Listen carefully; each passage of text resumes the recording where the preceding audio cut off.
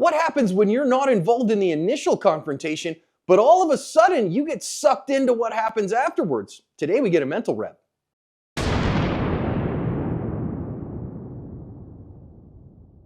Hi everyone, welcome to today's research-informed defensive lesson here at Active Self-Protection. I am your host, John Correa. Today's video was sent to me by the defender in this video.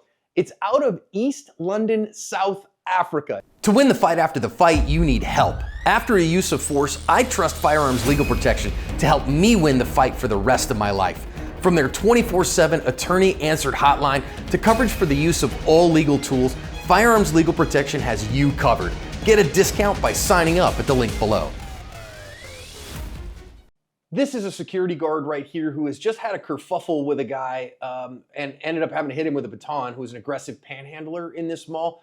What you're going to see here as well, this guy over here is our defender. He goes by the name Tubbs. He was on today's podcast episode on the ASP podcast. If you are watching this in the ASP Unlimited app, if you're on YouTube, you're a week behind, but you should still go check it out. It's really good. So he owns a restaurant and inside of the establishment, and he went out because of the kerfuffle to see what was going on. He is a legally armed citizen. So he's just going to kind of see and make sure everybody's okay here, including our guard. And what's going to happen is our dude comes running after him with a bottle in his hand, and that makes our guy draw his firearm and show it at him. And as soon as he sees the firearm, you saw the security guard use Tubbs as cover.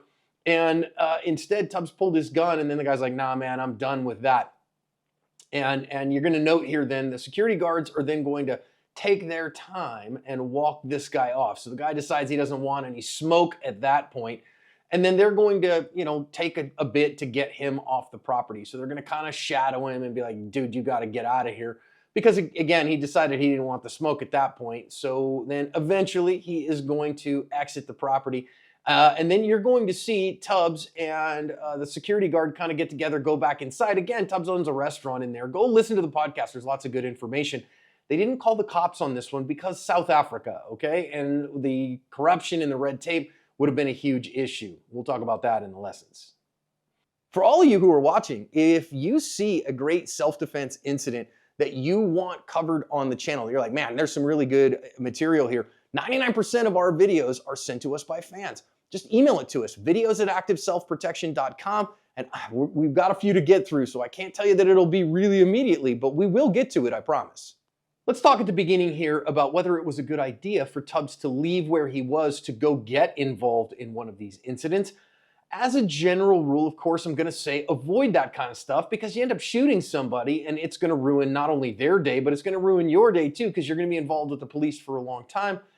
That said, some of us are high responders, some of us are low responders. If you find that you're a high responder, you better plan this through with your family and recognize what kind of events am I going to get involved in and which ones am I not. I just want you to pre-plan that. And if you are a very high responder and you're like, man, I got to go out here and help these guards and defend the weak, okay, just recognize you're pushing all your chips in the middle and you are, risking your life and your future for somebody who you may not know. You just got to kind of weigh those risks. That risk is worth it for some people. Hey, I'm going to let you live your conscience.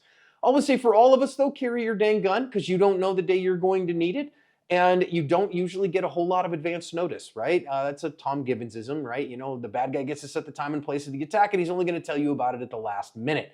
Now, you're going to see our security guard here walk away from what he thinks is a done issue, but it's not. And I can't say enough. The biggest thing here is to pay attention to your world because eventually this guy comes running back. And I'm not positive at this point if he was just running and they heard his footsteps or if he, yelled a banshee scream at them. But notice both Tubbs and the security guard looked over at him. We always say this, attention buys you time. Time buys you options. And you want to just be looking for what's normal, what's typical, what's regular here, and what's out of place. And certainly a guy running through the mall, through the parking lot of the mall is out of place, especially if it's a guy you've just recently trespassed. So pay attention to your world. Attention buys you time, and time buys you options like moving, like getting your gun out that he would not have had if the guy was right on top of him with a bottle threatening his life. Now, as the guy is going to come, Tubbs already knows this is a problem, right? He already knows that there's an issue going on here, and so you see him start drawing his gun. Is that reasonable? Yeah, I think it is. He's going to the gun because, again, he already knows there's a commotion. He's already seen what's been going on here. This guy is running at him and waving a bottle. And so is a bottle enough to be a risk of death or great bodily injury? If a guy throws a bottle at you, hits you in the head with a bottle, it's absolutely going to put you in the hospital. It's not like it is in the sitcoms where it just breaks in 100 pieces. No, man, it's going to give you a concussion. So yes, I think he's 100% justified, certainly under American law, to start going for his gun here. Now, he's going to back up. The guard gets behind him. And you notice here, I really think if he would have shot this guy, I think given all of how fast this happened and what was going on, given the totality of the circumstances, I think that would have been justified conduct. Not just to get the gun out, but to shoot him because, again, of the compressed time frame that he had available to him.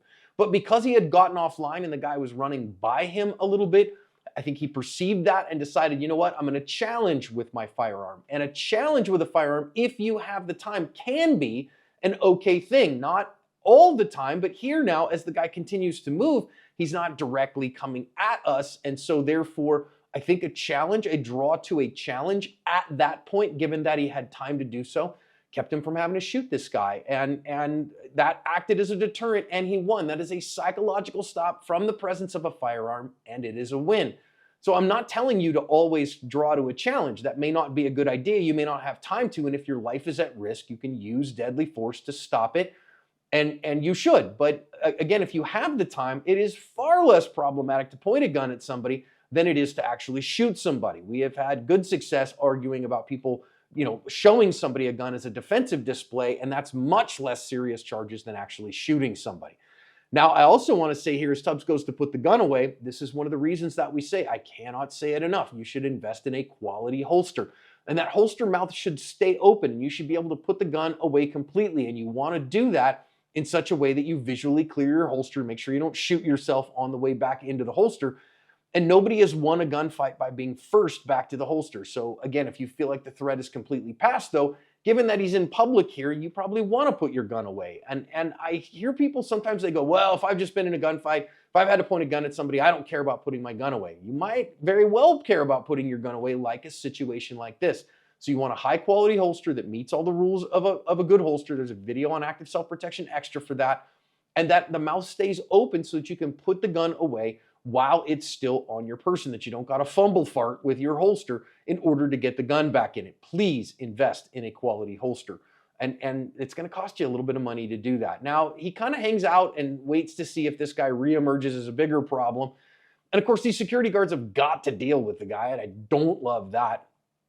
But they have to, right? This is their job. They're going to have to trespass this guy again. And it took all the starch out of his jammies, that whether that was because of the presence of the gun or simply because he wasn't going to hit the guard in the back of the head. So since the guard had seen him, he's like, yeah, I don't want to get hit with the baton again.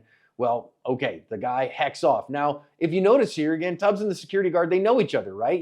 Again, Tubbs owns a restaurant inside that facility. Go listen to the podcast. And our guard there probably has been working there a while, so they know each other. Now let's talk briefly about calling 911. In the United States, if you pull a gun on somebody, I would strongly encourage you to call 911, because if you don't and the other guy does, or a bystander does, they are going to absolutely see you as an aggressor. It highly likely leads to charges, because the general consensus is if you avoid calling 911, that means that you knew that what you were doing was wrong. Okay. Now here in South Africa, I understand, because of the huge corruption problems and because of the huge amounts of red tape, they just decided to heck with it. They didn't, and no harm, no foul. In the United States, I'm telling you, that is a great way to end up getting charges filed against you. And I don't want that for you. So if you have to draw a firearm to defend yourself, certainly if you shoot somebody, but even if you don't end up shooting somebody, but pointing a gun at somebody, I would strongly encourage you, get on the phone with 911. Hey, I just had to point a gun at a guy. I need some help. Then shut up, assert your rights, and then call a lawyer, and let the lawyer be your mouthpiece in everything, okay? Again, say as little as you can. We talk about this on Active Self-Protection Extra all the time. I just don't want you to get jammed up because you didn't call 911, and then some district attorney and some detective sees that as evidence of a depraved mind, that you knew you did wrong. So again, if that happens in the US, I can't tell you enough. Make sure that you win the fight to 911 as well, because that sets the ball in motion as the default victim in cases like this, okay? I'm not saying it can't be overcome. I'm saying it is a big deal, and I don't want you to end up facing a bunch of charges and going through months of investigations and losing the sleep and all those things.